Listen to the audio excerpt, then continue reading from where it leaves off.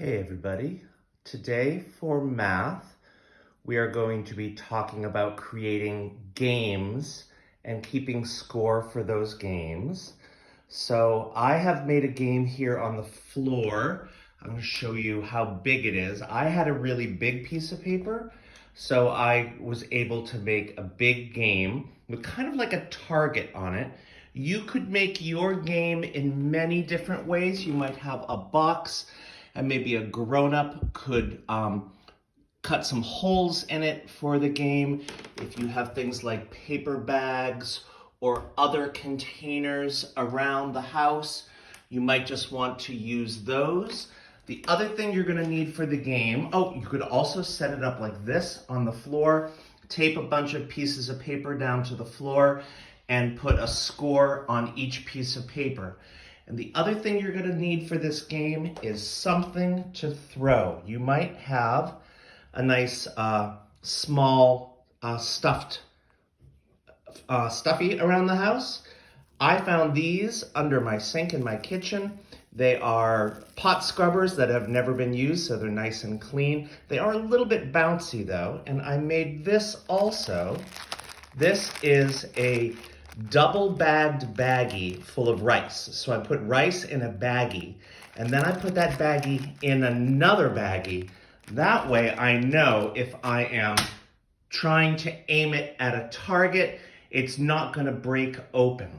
I could also try to aim it at one of these holes. Oh, no luck, no luck. So I'm gonna be playing a game right now, and as I do that, I'm actually gonna use these scrubby things that I found, and I'm gonna be keeping score with this marker. All right, so there are lots of different ways to keep score. You might wanna have one person in the game keeping the score, and hopefully you have at least two people playing this game. I've got a score thing up here. I'm really just playing it by myself, so I've only put me on one side of the chart. My game is called Dragon Target. And let's see, I'm going to try to throw, and I'm trying to aim for a big score. So in this game, if you get a big score, that is 2. I'm gonna try just tally marks. All right, let's see. Oh, I'm gonna count that as 5. I've got 2.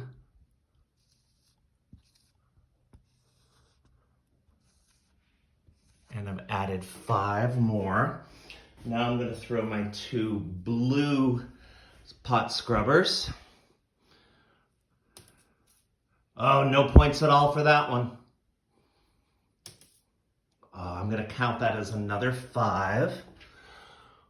1, 2, 3, 4, 5. And now I'm going to throw my 2 green pot scrubbers. I'm really hoping for a 10 here. Oh, another 5. 1, 2, 3, 4, 5. Anybody want to guess what is my score so far? But I'm gonna keep going. All right, hoping for a 10, hoping for a 10. Oh, another 5. 1, 2, 3, 4, 5. For luck, I'm gonna try my stuffed animal and see if I get a better score with that. Oh, I'm gonna count that as a 3. It's covering up the number 3 there. 1, 2, 3. And last time with my bean bag, I'm hoping I'm getting a 10. I'm gonna aim really carefully. Oh, 10. All right. 1, 2, 3, 4, 5, 6, 7, 8, 9, 10. So I'm gonna circle these This is my first group of 10. This is my second group of 10. This is my third group of 10. And then I have 5 more. So I'm going to count this as 10, 20, 30, 5. And I write that as my final score for today. When you do this game, your game will probably look very different from mine. You might not have really big pieces of paper, so you might want to try to throw things into containers or make a box game like this. And I want you guys to have fun, and I'll see you later. Bye.